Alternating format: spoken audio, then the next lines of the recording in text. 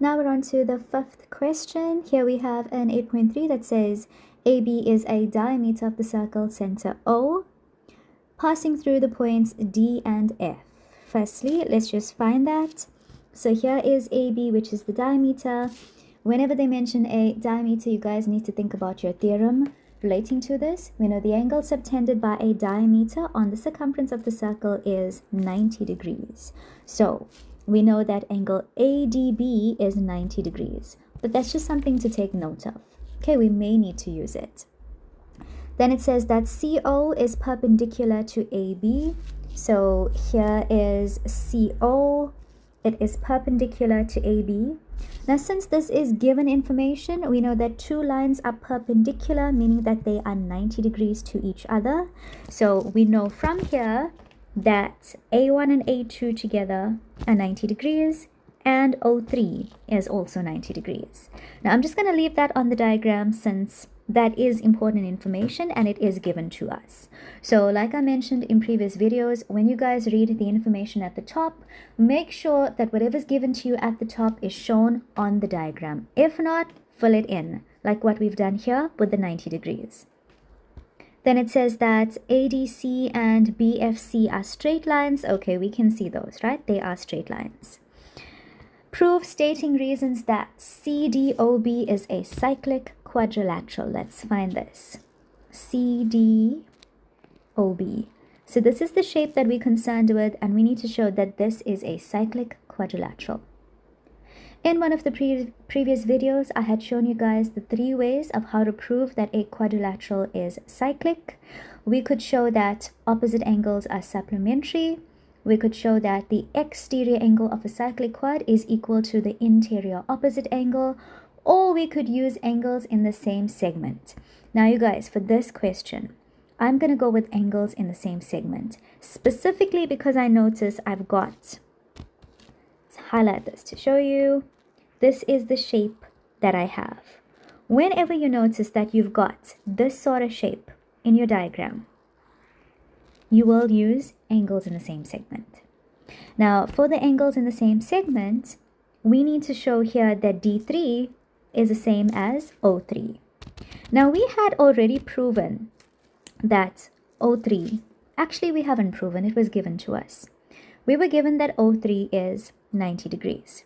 If we are able to show that D3 is 90 degrees as well, then that will allow us to prove that this is a cyclic quad. Now, how can we do this? I need you guys to notice that you've got AB, which is the diameter. And as I mentioned to you before, the angle subtended by a diameter on the circumference of the circle is 90 degrees. So this A1 and A2 together is 90 degrees. Since A1 and A2 together is 90 degrees, obviously D3 would be 90 degrees as well because of angles on a straight line. So let's first start off by talking about A1 and A2, which I'm going to call ADB. Okay, so we'll call it angle ADB.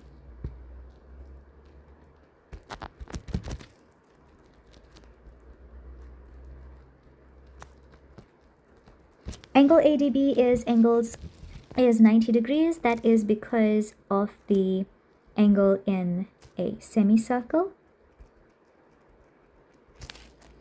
Then next to that, we mentioned that D3 would also be 90 degrees because of angles on a straight line.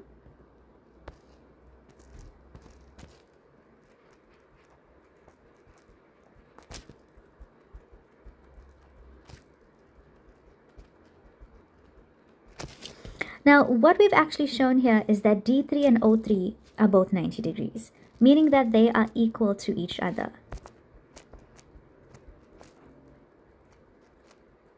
Since they are equal to each other, we know that CDOB is a cyclic quad because of angles in the same segment.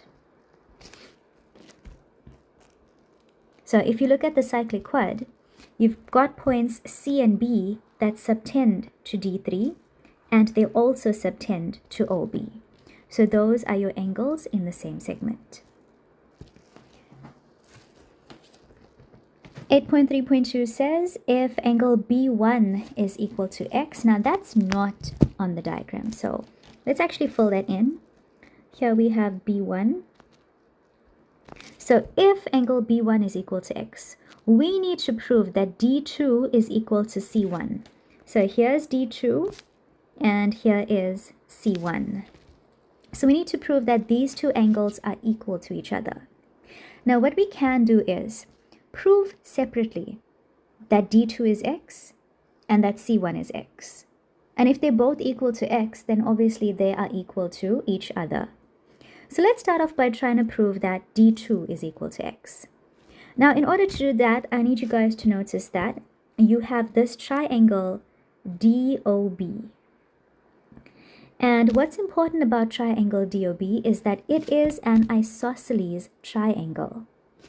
So DO is a radius, OB is a radius as well, which means that their corner angles would be equal to each other.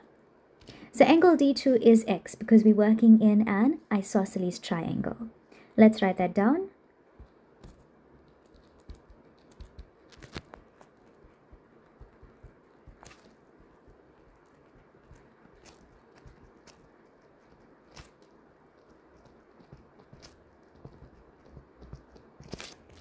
Then, we now need to prove that angle C1 is x as well.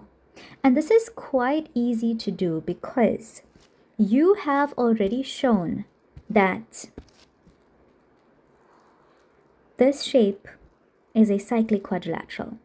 And in a cyclic quadrilateral, you are allowed to use angles in the same segment. So C1 would be the same thing as B1. Angles in the same segment because you have a cyclic quadrilateral.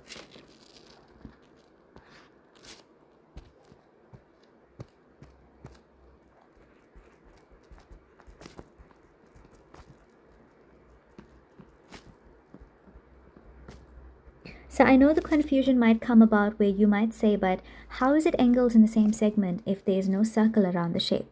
Remember, you've already proven that. The fact that you proved that it's a cyclic quadrilateral, even though we cannot see the circle, there is actually a circle around the shape. We just do not see it here. Okay, so we have shown that angle C1 is x as well. So since D2 is x and C1 is x, we've proven that they are equal to each other. So we can just conclude and say, therefore, angle C1 is equal to angle D2. So that's done. Please remember to like, subscribe, and turn on your notifications for more content.